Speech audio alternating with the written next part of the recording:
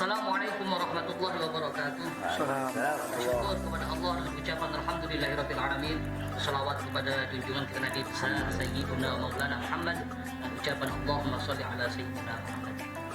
Sahabat-sahabat Q, sahabat Q mania, para pecinta Q dimanapun kita berada, semoga senantiasa selalu dalam kenangan rahmat Allah, nikmat Allah.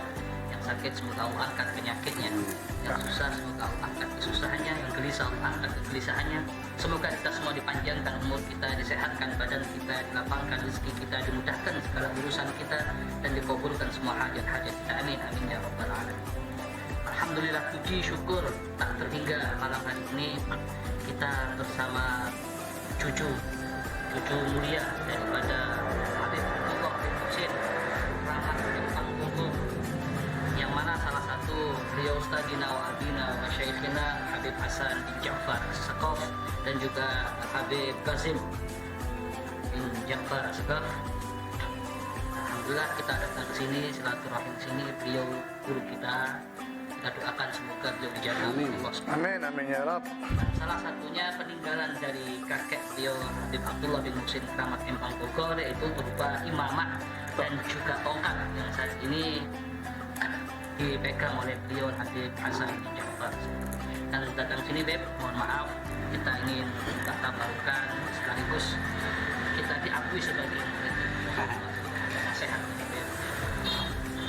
Assalamualaikum Gus Idris yang dimuliakan oleh Allah Subhanahu wa taala dan para pecinta Rasulullah SAW, para pecinta majelis yang dibimbing oleh Gus Idris, dan semua ahli salawat kepada Nabi kita Muhammad SAW. Alhamdulillah, saya syukur kepada Allah Subhanahu wa taala bisa di bulan suci Ramadan ini bersama Habib Qasim bin Ja'far As-Saqaf, Gus Idris, sehabis acara majelis taklim di Masjid Habib Ahmad bin Al-Haddad, kita bisa bersua, bersilaturahmi, dan bisa ngobrol bareng di tempat majelis Nurul Mustafa. Alhamdulillah Gus Idris ini saya kenal sudah kurang lebih 12 tahun. Dan alhamdulillah beliau seorang yang demen untuk berziarah kepada para wali-wali Allah, ziarah kepada orang-orang saleh, dan alhamdulillah semenjak 10 tahun beliau mengabdi dalam majelis-majelisnya dan kembali bisa bersilaturahmi lagi. Mengenai tentang murid, semua orang yang cinta kepada keluarga Nabi adalah murid-muridnya para habaib. Insyaallah Gus, apa yang antum niatkan, apa yang antum cita-citakan bisa berkumpul dengan Nabi kita Muhammad SAW.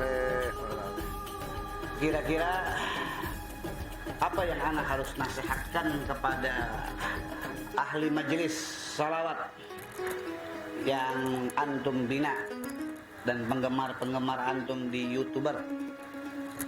Ini Beb, mohon maaf Beb, gimana sih Beb caranya supaya kita itu tetap istiqomah dalam dakwah, karena hati kita ini begitu sangat berat Beb. Kadang kita pernah lelah, capek, ingin menyerah di situ Beb. Tapi kalau melihat jenengan, melihat antum, Masya Allah begitu istiqomah, semangat, kami ingin Beb ketrepesan semangatnya antum Beb, berkahnya antum agar bisa terus istiqomah. Nah, ada ujian-ujian ini Beb terutama Beb. Wal asri innal insana lafi khusr.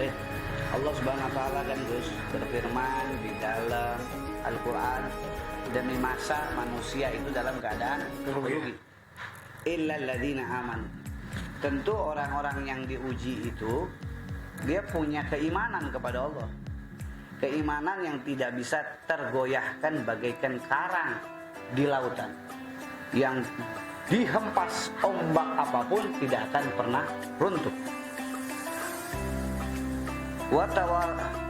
Wal 'asri innal insana lafi khusr illa alladziina aamanu wa 'amilus shalihat.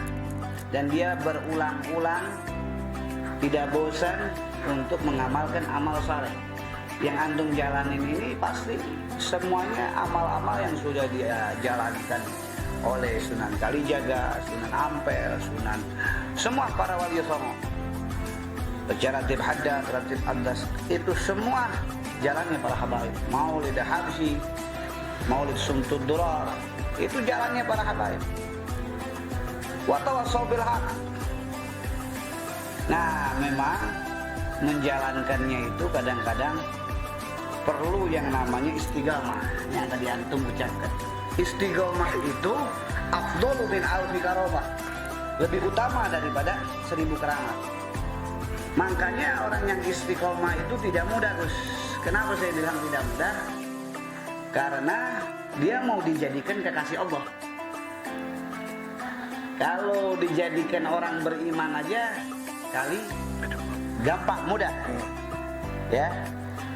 Tapi kalau mau dijadikan orang beriman yang menjadi kekasih Allah, itulah yang kita harapkan. Dan itu adanya di mana? Di istiqomah, Gus.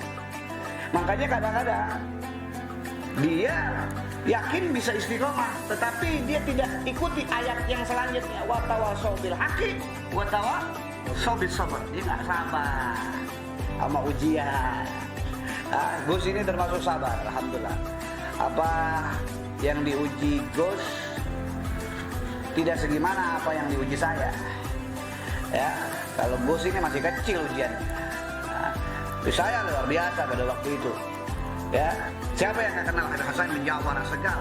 Fitnah, dihasut, caci, maki. Itu adalah salah satu jalan bagaimana Rasulullah SAW diusir dari Makkah ke Madinah. Oleh siapa? Oleh saudaranya sendiri, oleh ahli kampungnya sendiri. Tetapi apakah beliau yang mulia, junjungan kita Nabi Muhammad SAW berhenti? Tidak. Beliau terus. Nah, ujian para nabi, ujian para sahabat, dan ujian orang pecinta para wali, Gus, sama. Kita yang ikuti itu sama. Gitu. Jadi intinya apa? Ya sabar. Kalau kita mau jadi kekasih Allah, kita mesti sabar. Jadi istiqomah itu adalah orang yang beriman yang ingin dijadikan kekasih Allah.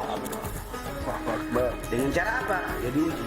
Tandanya antum nih kalau diuji sama Allah Subhanahu wa taala ingin naik derajat dari Allah Subhanahu wa taala. Kul maksud. Kul ni'matin maksud. Dan setiap nikmat itu pasti ada yang iri. Ya, jadi kalau antum diiriin orang, dijelekin orang, dihasut orang, itu biasa. Kenapa? Karena itu adalah nikmat. Nikmat bagaimana Nabi Allah Yusuf. Nabi Allah Yusuf itu yang iriin saudara-saudaranya sendiri. Yang akhirnya apa? Saudara-saudaranya minta maaf kepada ayahnya. Ya abana istaghfir lana dzunubana inna kunna khati'in. Minta ampun kepada ayahnya karena dia pernah bikin celaka Nabi Allah Yusuf. Begitu juga antum. Ya, kali ada teman yang jelekin antum, ada sahabat yang jelekin antum, ada anak-anak murid yang jelekin antum, ada orang-orang yang tadinya baik sama antum jadi jelek. Ini adalah orang-orang ujian yang dalam tempo mereka itu tidak akan ibarat kata senang kecuali dia kembali kepada antum. Sebagaimana saudara-saudaranya Nabi Yusuf, dia kembali lagi kepada Nabi Yusuf. Itu semua tidak akan antum lalui kecuali dengan kesabaran yang diajarkan oleh junjungan kita Nabi Muhammad SAW. Apa yang saya ucapkan ini ini bukan hanya ilmu, tetapi pengalaman saya.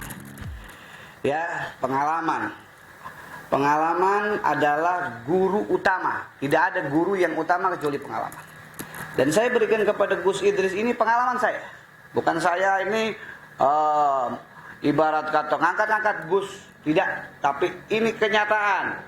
Bagaimana supaya Gus betul-betul bisa menjalankan jalan salafun saleh yang sebenar-benarnya. Karena memang beliau berjalan sebagaimana jalan yang dijalankan oleh para ulama, para habaib. Dan ujiannya juga seperti itu, Gus. Dan ini semua tidak akan terjadi kecuali antum ingin diangkat derajatnya oleh Allah Subhanahu wa taala. Kira-kira apalagi Gus yang antum ingin sampaikan? Selain dakwahnya beliau nih, Beb, kan beliau nih dakwahnya nih datangin dukun-dukun nih, Beb. Oh. Itu apa emang sebagian dari dakwah salaf solehin apa gimana? Kan dakwah memang kan banyak kan seperti itu. Nah, ini salah satunya begini nih. Pasti banyak-banyak orang nanya seperti itu. Innama a'malu Binniyat. binniyat. Ada hadis Nabi Muhammad SAW yang satu-satunya hadis itu diriwayatkan oleh Sayyidina Umar bin Khattab. Dan itu hadis satu-satunya yang mana menjadi paku untuk semua ilmu syariat. Dan itu adalah hadis yang ma'ruf. Semua ahli fikih, ahli tauhid, ahli syariat, ahli hadis pakai itu. Dan itu tadi, innama a'malu binniyat. Segala amal itu tergantung niatnya. Jadi kita jangan lihat orang itu ibarat kata, oh dia dakwahin ke dukun, oh dia dakwah ke tempat orang-orang maksiat, oh dia dakwah ke tempat orang-orang yang kagak bagus, terus dia dianggap jelek. Tidak, kita nggak tahu hati orang. Kita nggak tahu hati orang. Bahkan ya, Habib Abdullah bin Muhsin Al-Attas Keramat Empang Bogor, saya punya kakek. Beliau di penjara dia dakwah. Beliau di penjara dakwah sehingga kurang lebih 10.000 orang di dalam penjara beliau masukkan Islam. Coba bayangin sama antum.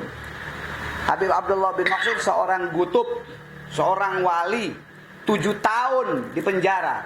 Gus baru 3 tahun, kecil. 3 bulan, Beb. 3 bulan. 3 bulan lebih kecil lagi. Habib Abdullah bin Muhsin 7 tahun di penjara, hadirin.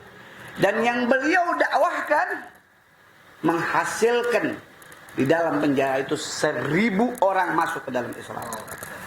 Dan saksi beliau adalah Syekh Asnawi Pamijahan. Jadi kalau antum ke Banten, daerah Pamijahan Banten, itu ada namanya Syekh Asnawi. Beliau adalah teman daripada Habib Abdullah bin Muhsin. Jadi para aulia itu Macam-macam dakwahnya. dakwahnya luar biasa. Bahkan kalau saya cerita lebih panjang lagi, ya, habaib-habaib kita kayak Habib Salim bin Ahmad bin Jindan, kakek daripada Habib Jindan, Habib Ali Kuitang, ya, Habib Ali Bungur. Beliau itu luar biasa ujiannya. Sama Belanda, sama Jepang. Ya, bahkan banyak kiai-kiai kita, gus-gus kita di zaman Jepang, zaman Belanda, itu ditarik kukunya, disetrum badannya. Tapi apa mereka berhenti untuk berdakwah? Tidak. Mereka terus berdakwah semata-mata untuk menjaga umat ini ke jalan la ilaha illallah Muhammadar Rasulullah. Kalau semua orang dakwah ke tempat-tempat baik, siapa yang mau dakwahin orang-orang yang nggak baik? Jadi orang-orang yang nggak baik itu yang dakwahin adalah orang-orang yang mampu. Ala bugaulihim. Gimana perkataan-perkataan mereka? Ada orang yang ibarat kata Allahumma shalli ala sayyidina Muhammad wa ali sayyidina Muhammad yang berdakwah di India dengan pakai bahasa India. Ada orang yang berdakwah di Cina pakai bahasa Cina. Buktinya Sa'ad bin Abdul Waqqas, sahabat Nabi Muhammad, adanya di Cina. Dan banyak orang-orang Cina waktu saya ke Cina, Gus, mereka itu beragama Nabi kita Muhammad SAW, beragama Islam. Dan ini kalau kita pikir apakah Sa'ad bin Abdul Waqqas bisa bahasa Cina? Tapi itulah karunia Allah Subhanahu wa taala buat orang-orang yang berdakwah. Kali Gus Habib Qasim bin Ja'far kemampuan untuk berdakwah kepada orang-orang yang kasarnya dilihat negatif, kemampuannya kali tidak seperti Sa'ad bin Abdul Waqqas. Tapi Allah Subhanahu wa taala memberikan karunia sehingga apa? Ada yang mengikuti beliau untuk mengikuti junjungan kita Nabi Muhammad SAW. Jadi nggak ada masalah dibegasi. Ya, jadi mudah-mudahan nih si dukun ini bisa hidayat dengan dakwahnya Gus juga ini. Iya. Jadi betul. Jadi yang namanya zaman terdahulu Rasulullah kenapa beliau itu berdakwah ke raja-raja yang Nasrani, bahkan beliau dakwah ke raja-raja non-Islam yang lain, Tapi apakah itu semua menjadikan Islam jatuh? Kan tidak, Gus. Bahkan Islam sampai Eropa, bahkan ke Asia, karena dakwahnya Rasulullah SAW. Jadi Rasulullah dakwah bukan hanya untuk orang Arab, tapi Rasulullah dakwah untuk rahmatan lil alamin. Jadi kalau yang disebut Rasulullah ini rahmatan lil alamin, mau itu diukur, mau itu setan, mau itu iblis, yang penting La ilaha illallah. niatnya la ilaha illallah Muhammadar Rasulullah. Terus apalagi Habib Qasim yang mesti bisa saya sampaikan, atau Gus Idris, apa yang mesti saya sampaikan kepada pecinta-pecinta adub sebelum saya berikan ijazah? Jadi ya Bib, yang terakhir nih yang Anda lihat Gus Idris ini, beliau ini dakwah Bib nggak lepas dari salawat Bib. Yang memang salawatnya ada Habib Soleh Tanggul Bib. Itu khasiatnya gimana itu Bib? Alhamdulillah, Allah Ta'ala kasih saya di masa kecil, ya, saya dengar dari nenek saya dengar dari orang tua saya, bahwasanya Habib Soleh Tanggul itu sering duduk di rumah kita orang di Empang, Bogor. Nyambung Gus. Ya. Jadi Habib Soleh Tanggul itu adalah Subhanallah salah satu Habib yang sering ke Empang, Bogor. Bahkan Habib Abdullah bin Muhsin Al-Attas itu adalah salah satu guru daripada Habib Soleh Tanggul. Habib Soleh Tanggul ini kalau makan, minum, silaturahmi ke Bogor Empang, ke rumah datuk saya Habib Hasan bin Muhsin bin Abdullah bin Muhsin Al-Attas. Dia duduk di situ. Menurut cerita saya punya orang tua maupun nenek saya, ya. Dan alhamdulillah Habib Soleh Tanggul ini zamannya keramat, Gus. Beliau ini keramat, ya. Jadi berkahnya Habib Soleh Tanggul, saya punya umi dikata begitu, ya Fatmah, bahwa kau punya apa yang ada di dalam perutmu ini akan menjadikan orang membaca salawat kepada Nabi Muhammad SAW. Tahunya lahir saya. Itu ucapan saya belum lahir, ucapannya Habib Soleh Tanggul. Dan apa yang diucapkan Habib Soleh Tanggul betul. Saya ajak orang untuk bersalawat kepada Nabi Muhammad SAW. Dan salawatnya tentu udah jelas. Allahumma sholli ala sayyidina Muhammad salatan taghfiru bihal dzunub wa tuslihu bihal qulub wa tantaliqu bihal usub wa talani bi usub wa ala alihi washabihi wa man ilaihi mansur. Jadi jelas, Gus, apa yang diamalkan antum ini adalah amalan yang mana dibawa oleh orang saleh. Habib Soleh Tanggul, seorang wali Allah yang berada di kota Tanggul. Dan ini adalah satu karunia yang besar. Kita bisa memiliki seorang yang ada di hati kita, yaitu kekasih Allah, Habib Saleh bin Muhsin Al-Hamid Tanggul. Jadi antum terus amalin, Gus. Jangan pernah bosan-bosan ngamalkan salawat.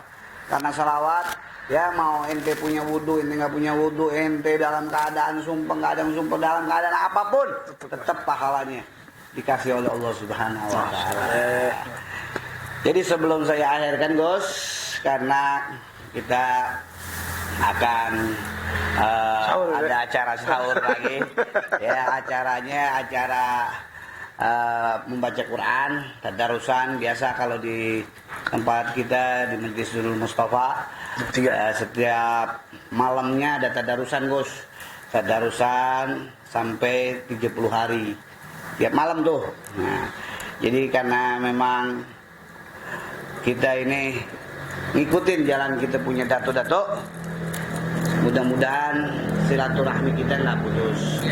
Oleh karena itu, saya sebelumnya akan perkenalkan kepada antum sekalian. Saya akan ibarat kata kasih tabarukan kepada Gus Idris. Ini adalah tongkatnya Habib Abdullah bin Muhsin Keramat Empang Bogor. Dan Gus sudah ziarah, ya, sudah ziarah ke Keramat Empang Bogor. Beliau adalah Qutbul Makin Al-Habib Abdullah bin Muhsin Al-Attas, seorang wali besar yang berada di Bogor Selatan dan tepatnya di Jawa Barat. Ini adalah tongkat beliau yang Al-Faqir dapat dari nenek Al-Faqir Syarifah Maryam dan dapat daripada beliau punya suami yaitu Habib Hasan bin Muhsin bin Abdullah bin Muhsin Al-Atas, dan ini sampai sekarang masih ada di tangan kita orang. Maka Gus, sebelum saya pakaikan Imam Habib Keramat, Gus ambil tabarukan dulu daripada tongkatnya Habib Abdullah bin Muhsin. Jadi antum cium, antum buka kacamata antum, ya, antum taruh di matanya. Insyaallah Allah Subhanahu Wa Taala berikan segala rupa penerangan zahir maupun batin. Allahumma shalli ala sayyidina Muhammad wa ala ali sayyidina Muhammad. Allahumma shalli. Ini dibuka Qasim. Allahumma shalli ala sayyidina Muhammad. Dan ini adalah tasbihnya Habib Keramat Empang Bogor yang umurnya sudah lebih 1 abad, Gus. Waktu beliau di penjara karena difitnah oleh Belanda, beliau membaca Dalail Khairat dan memperbanyak membaca Ya Hayyu Ya Qayyum. Dengan tasbih inilah beliau baca. Antum cium, antum kalungin, biar dapat barakahnya.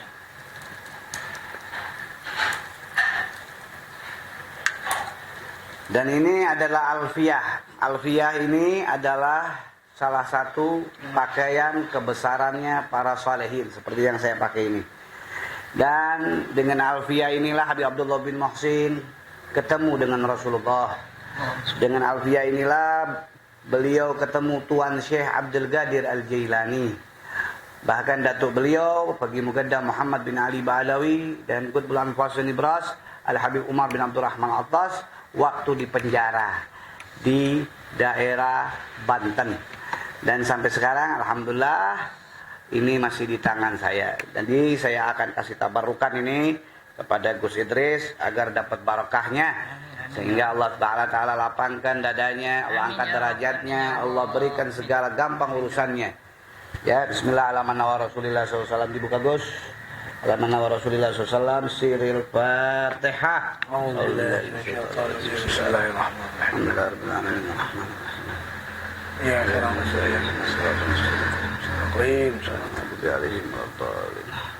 Kita pegang tongkatnya. Ya, gitu. Diluruskan, Gus. Ya, baca salawat takbiru biha dzunub 3 kali.